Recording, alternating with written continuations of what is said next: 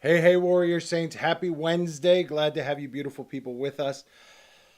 It's been a little bit of a weird week talking about all this Oscar stuff, all these things going on, and all of this, what all I can do is call it self-indulgent behavior. You know, whether it's the stuff that Father Chris was talking about yesterday or just the actions that led to everyone doing what they were doing, all of it, in my opinion, is just self-indulgent. Jada Pinkett Smith wants to go out and do what she wants to do. She self-indulges.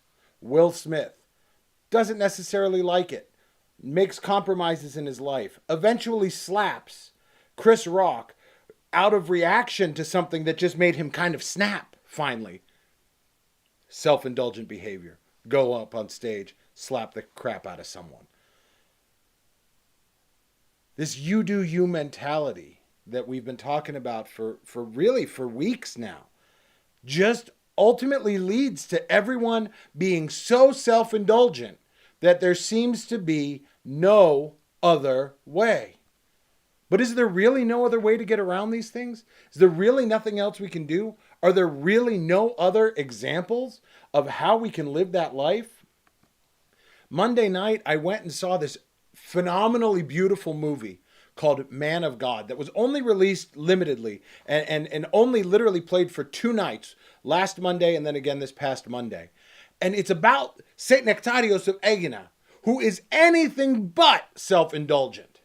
His life shows us what life in adversity looks like and what standing up for what you believe in actually looks like and what living a life that God has laid out for us really is versus the self-indulgent behavior that everyone out there is peddling, that everyone else there is just giving into this base desires that people just say, I'm going to go do it because that's what I want to do and it's going to feel good in the moment and there we're going to go and get it done. St. Nectarios shows us this different way, this alternative path that we can take, this path that we at the Warrior Saints movement call the way of the Warrior Saint, a path that leads us to Christ. That path is going to have adversity. Will Smith and Jada, you have faced adversity. I don't pretend to know what goes on in your marriage. I don't want to know what goes on in your marriage. But if it's anything like any other marriage that is out there, I can guarantee that it has some sort of adversity in there. So what are we called to do in the face of that adversity? Are we called to just go along with whatever, take an easier way out? There was an interview with Jada from 2020 where she and Will were talking at this red table. I think Father Chris mentioned it yesterday. They were talking at this red table discussion and going on and it was jarring because these are two people who faced adversity and are now peddling some type of life that is so contrary to the gospel. And one of the lines that she said in that interview that struck me the most is she said, I went so that I could seek happiness because I wasn't happy. And then I found that happiness can only be found within. And I was struck by this because it is so contrary to the life that St. Nectarios led, to the life that we are shown as warrior saints. I'm going to read you this beautiful quote from St. Nectarios because what Jada Pinkett was talking about is going out and finding happiness within by doing what makes you happy. St. Nectarios says, seek God daily, but seek him in your heart, not outside of it. Find God in your heart, which, in order to do that, that means that you have to put God in your heart. You have to welcome him in. When you face adversity, you don't run from it.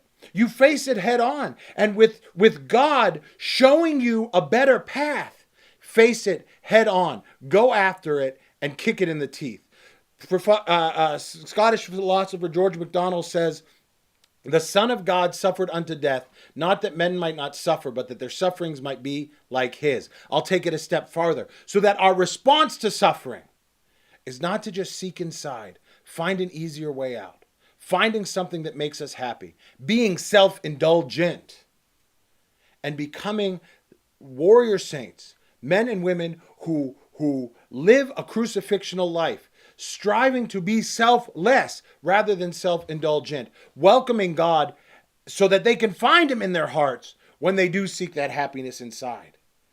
Because we are going to face adversity. We are going to face criticisms. We are going to get people that don't like us, that are going to come after us. How do we respond?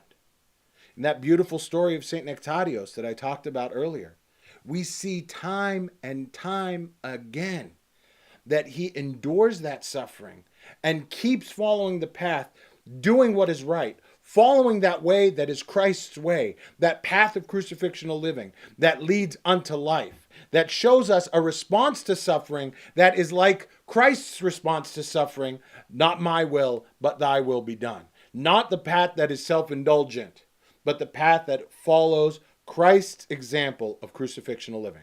And that's what we're here trying to do.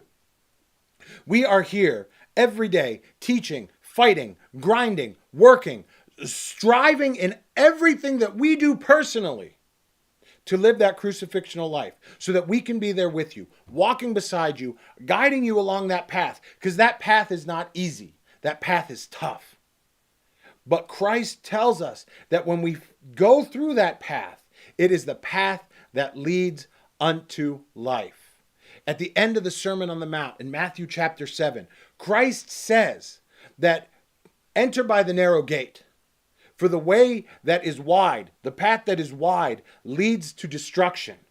But the path that is narrow, that is not taken by many people, is the path that leads to life. Enter by this path. That's exactly what we're here trying to do. We're here walking this path so that we might all enter through the narrow gate, following the path that leads unto life, the way of the warrior saint. So join us. Visit us at warriorsaints.org.